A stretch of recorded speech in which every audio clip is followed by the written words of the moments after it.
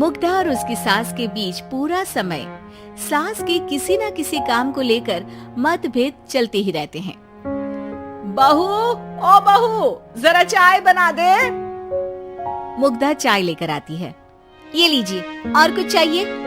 अरे नहीं, बस चाय पीने का मन था। जाओ, तुम दूसरा काम करो। चाय पीने के थोड़ी देर बाद सास दोबारा मुग्धा को आवाज लगाती है। अरे बहू रे, आओ बहू, जरा हलवा तो बना दे, मीठा खाने को मन हो रहा है। इसी तरह मुग्धा की सास पूरा समय कोई ना कोई काम बताकर उसे रसोई से बाहर तक निकलने नहीं देती। कभी चाय, कभी हलवा, कभी पानी तो कभी दूध, हर समय खाने को चाहिए और उसके लिए अपने हाथ पर बिल्कुल नहीं हिलाने। परेशान किया हुआ है इन्होंने। सास की जबरदस्ती परेशान करने की आदतों से दुखी मुग्धा एक शाम सचिन के साथ अपने कमरे में बैठी हुई बात कर रही होती है।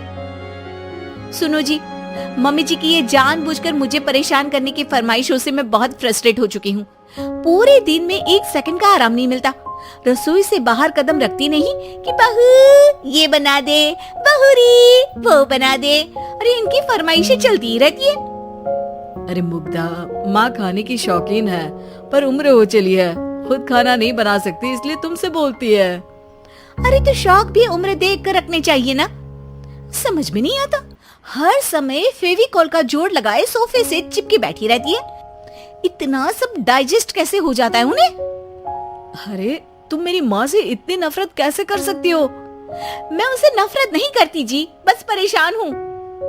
जहाँ मुग्धा अपने पति से ये सब बोल रही होती है, वहीं उसकी सास भी कमरे के बाहर दरवाजे से कान लगाए सारी बातें सुन रही होती है और अगली दोपहर रसोई में मुग्धा के पास जाती है। बहू, आज ना मेरा कुछ मसालेदार खाने का मन है। तो चाय बना दूं? मुझे बहुत पसंद है। अरे ना, ऐसा कर लिट्टी चोखा बना ले। और हाँ, जितना मसाला बातों में मिलाकर पति को सुनाती हो ना, सब्जी में भी वैसे ही डाला करो, खाना स्वादिष्ट बनेगा। सास की बात सुनकर मुग्धा हैरान रह जाती है। मतलब अब पूरा समय मुझ पर हुक्म चलाने के साथ बंद कमरे में हुई पति पत्नी की बीच की बातें भी सुनती है? अरे बात जब मेरी थी तो सुनने में क्या दिक्कत है?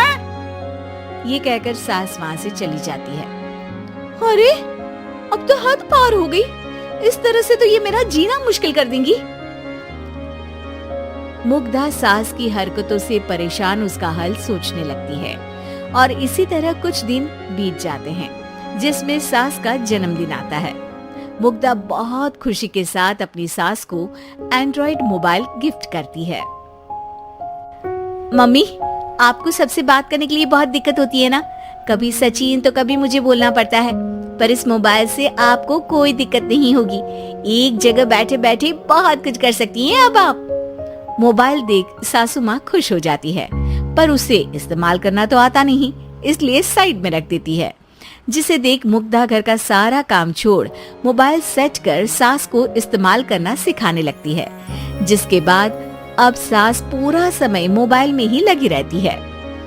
हाय, जब से मम्मी को मोबाइल मिला है मेरी लाइफ में कितनी शांति आई है। अच्छा है, इसी तरह बिजी रहे तो मैं भी सुकून की जिंदगी जी पाऊंगी। अब मुग्धा जब मन करे काम करना, जैसा चाहे वैसा खाना बनाकर खाना, पूरा समय रिलैक्स और खुश रहने लगती है। क्या बात है, आजकल तुम बहुत चहक रही हो। अरे मम्मी जी से छुटकारा जो मिला है, अब ना फरमाइशें ना छुप छुप कर बातें सुनना।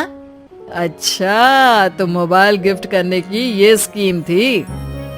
इसी तरह दिन बीतते हैं और अब मोबाइल पर लगी सास फरमाइशों की जगह सवालों के लिए बहू को आवाजें लगाना शुरू कर देती है।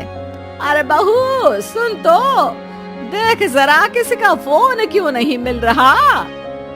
रिचार्ज खत्म हो गया है, पर अभी 4 दिन पहले ही तो मैंने किया था, इतनी जल्दी कैसे खत्म हो गया? अरे मैंने कल तेरी कनाडा वाली मौसी सास से 3 घंटे बात की थी ना। क्या? इतना महंगा तो मोबाइल भी नहीं आया जितना महंगा इसका रिचार्ज पड़ रहा है। इसके बाद तो जैसे मुग्धा के दिन के 24 घंटे में से 20 घंटे सास के पास उनके मोबाइल रिलेटेड प्रॉब्लम सॉल्व करने की ड्यूटी ही बन जाती है। अरे मुग्धा, ये मोबाइल में अचानक तेरी मौसी सास की शक्ल क्यों दिखने लगी और ये तो हिल भी रही है। मम्मी, ये गूगल डुओ का वीडियो कॉल है। इसमें आप बात करने के साथ एक दूसरे की शक्ल भी देख सकती हो। अच्छा, ये तूने मुझे पहले क्यों नहीं बताया? अब बताने के लिए पहले नहीं बताया। इसी बीच सचिन भी वहाँ आ जाता है और सास अपनी वीडियो कॉल में बिजी हो जाती है। क्यों, सास बहू में क्या गपशप चल रही है? इसे गपशप नहीं, दिमाग का दही होना बोलते हैं। पर तुम तो मम्मी को मोबाइल देकर बहुत खुश थी, फिर क्या हुआ? हाँ, उसका सुकून भी कुछ ही दिन मिला। अब घर के टंटे खत्म हुए तो मोबाइल की टिंग टिंग शुरू हो गई। देखो भाई, कुछ पाने के लिए कुछ खोना तो पड़ता है। आखिर तुमने मोबाइल अपने फायदे के लिए ही तो दिया है, तो फिर सवालों के जवाब भी देने पड़ेंगे, क्योंकि जब तक उनके हाथ में ये फुंथरू रहेगा तुम्हारी लाइफ में प्राइवेसी और सुकून रहेंगे।